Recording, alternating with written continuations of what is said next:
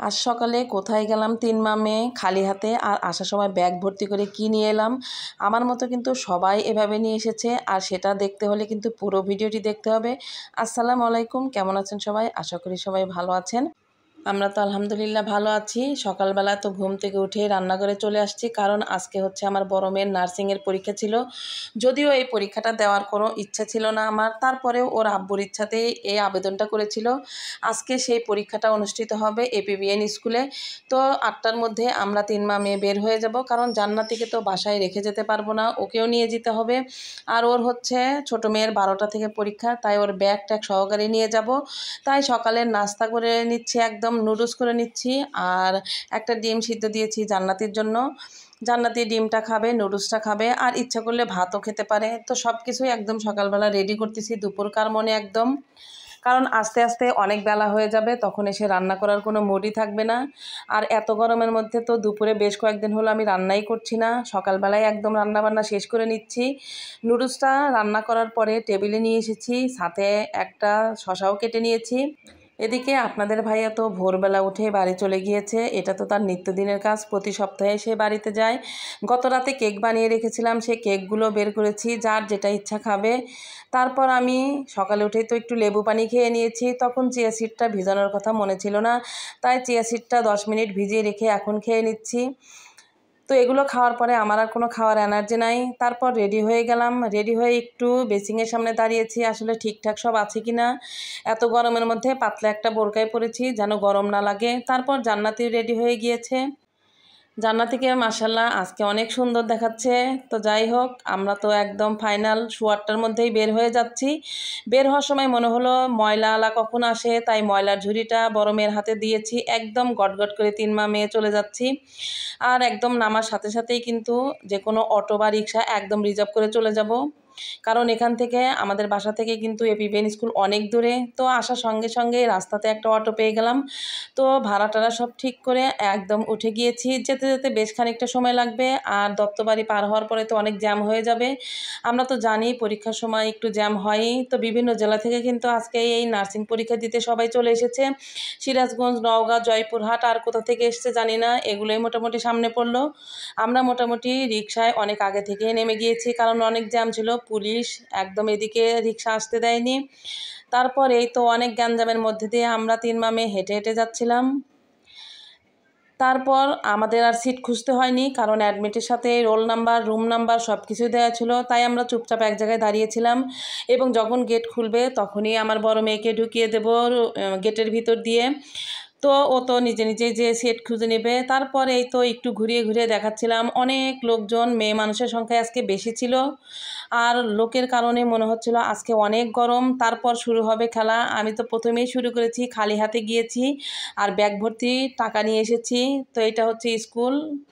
অনেক গরম, মানুষের ভিড়ে আসলে মানুষের জন্য কিন্তু গরমটা একটু বেড়ে গিয়েছে।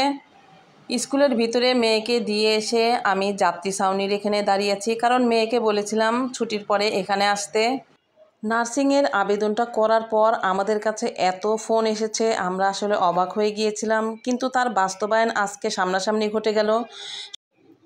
তো বড় মেয়ে পরীক্ষা শেষ হলে এখানেই চলে আসবে, সেই জন্য আমরা জায়গা মোটামুটি পেয়ে গেছি, বসে আছি। আর এই তো ভাইরে ভাই, এখানে না আসলে তো আজকে জানতেই পারতাম না আমাদের বাংলাদেশে এত নার্সিং ইনস্টিটিউট।